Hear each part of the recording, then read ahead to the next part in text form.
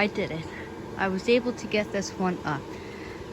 Yep, this one is a pain getting up, but it actually went up fairly easy because I did.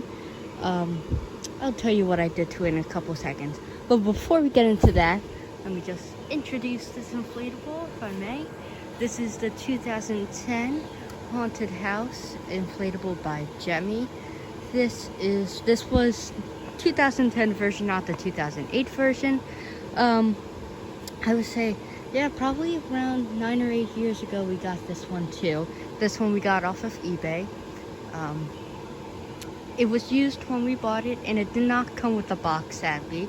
But the box that came in was very, very small, so we just have that Home Depot box, packing box back there, and it has more than enough space to put this one in. But the reason why this one is always has a hard time standing up is because it's only built with one tornado fan. They really should have put 2 fans on it, kind of like most of the other haunted houses that they made that were this large. But it's no big deal. I just put one of my whirlwind globes in. So I'll tell you some of the changes I made to this one. Obviously, some of the lights have burned, like the top light, spider, and the 2 lanterns.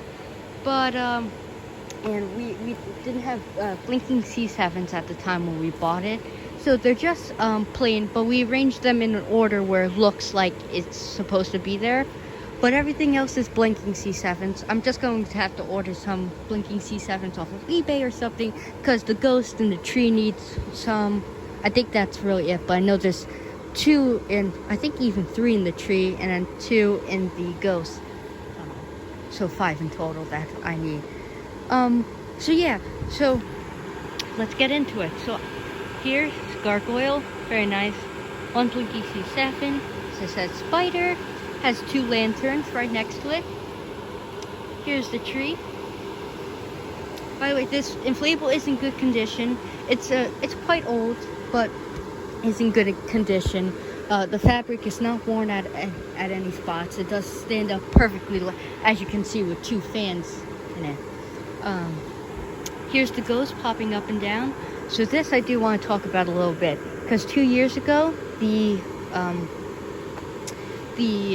not blade, but the little flap that goes back and forth that puts the air in and takes the air out, allowing that animation to occur, broke on us. So that mechanism broke. So recently, a couple weeks ago during quarantine, I took that mechanism out, completely took it apart, and fortunately the motor was just fried. I wasn't sure if it was locked or anything. I tried moving it around, but it was completely fried. So I just tossed it, and what I did is I had an old Grinch inflatable, the one that they made in 2017, I believe, the Grinch that goes up and down. Well, I just got recently a new Grinch, and that Grinch broke on me last year anyway. The main cheap fan broke. So what I did is I took the cheap fan that made the Grinch go up and down. I took that out and I installed it into this one. So one funny thing is I tested this out, but it's hard to explain. Why don't I just flip the ghost over? Hopefully it doesn't fall. So as you can see, so this was actually screwed onto the cheap fan that broke on the Grinch, and this little box has a circuit inside, and that's what allows the ghost to pop up and down. So at first I didn't screw this off, so I just had the fan kind of dangling from here, because I needed it in order for the ghost to go up and down, or else it would have just stayed inflated, which was the same when the mechanism was broken. So I plainly unscrewed this. I put electrical tape all over it because it was screwed so water doesn't get in, but I just covered it with electrical tape. I'm gonna do something more permanent during Halloween, but this is good for now, just in case anything happens to it. Pretty much what it is, and that's pretty much what that is. And then I still have the adapter. I just put a smaller adapter on because obviously it's only managing one fan rather than 2 now, so it didn't need that giant adapter that it comes with.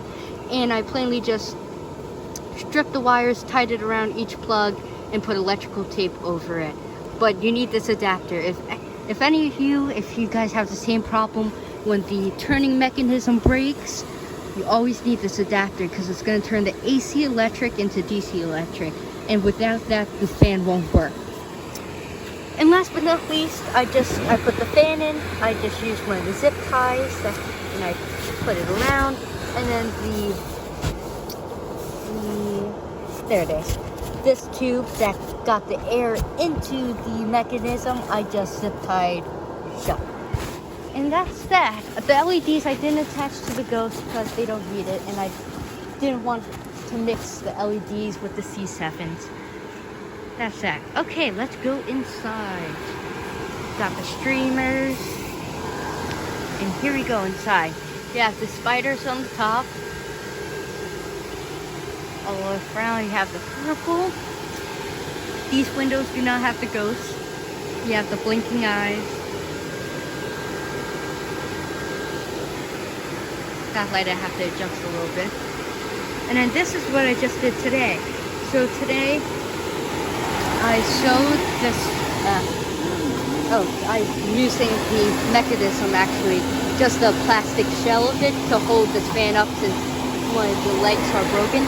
But pretty much I sewed this tube to one of the legs of the inflatable. I chose this like because you can kind of like hide the fan this way so that when people are coming in, they don't directly see it. And with this, it gets more air and it allows it to stand up better. And then I did it's a zipper, so if for some reason if I don't want to use it, it won't look ugly and I won't have like a giant just piece of fabric tied up or something. I can flip this inside out and then zip it up. So it will just look like a zipper, if that makes sense. That's pretty much it. So obviously that's not permanent. Usually during the Halloween season, we just put a rock or something. And yeah, what else I was gonna say? Oh, sound box is right here. I'll turn it on for a split second. This inflatable is very noisy. And obviously it's not Halloween, so my neighbors probably think I'm a little crazy. So I'm gonna put the camera down just so I can get the sound box turned on.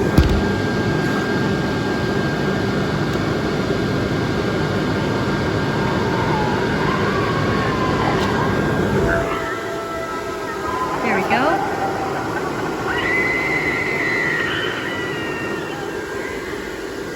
And here we go.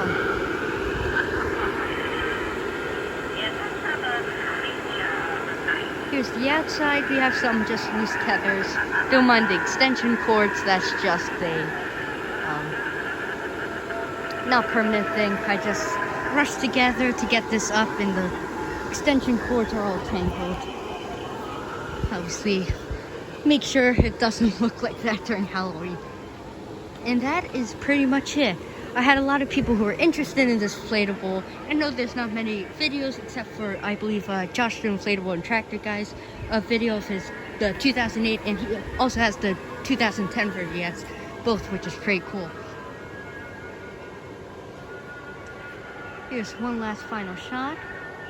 My last haunted house, I know people also want me to do a review on that. I will eventually get to it. It's just inside the shed is where I keep all my inflatables. I know people just say that's the worst spot to store them, but that's really the only space we have for them. And I make sure, you know, that I keep them safe in there, and that it does, when it gets too hot, it doesn't get too hot where we live, so it's typically fine, and we've had no negative experience with storing them in the shed, so everything is fine. But what was I saying? Oh, the haunted house, the last haunted house I'm gonna do a review on is on the very bottom of my shed. We stack our inflatables, and it's on the very, very bottom, so the last thing I want to do is grab that out now. So eventually I'll make a video on it, but it may not be anytime soon. Alrighty, thank you guys for watching, and I will see you guys in the next video. Stay safe and healthy. Bye.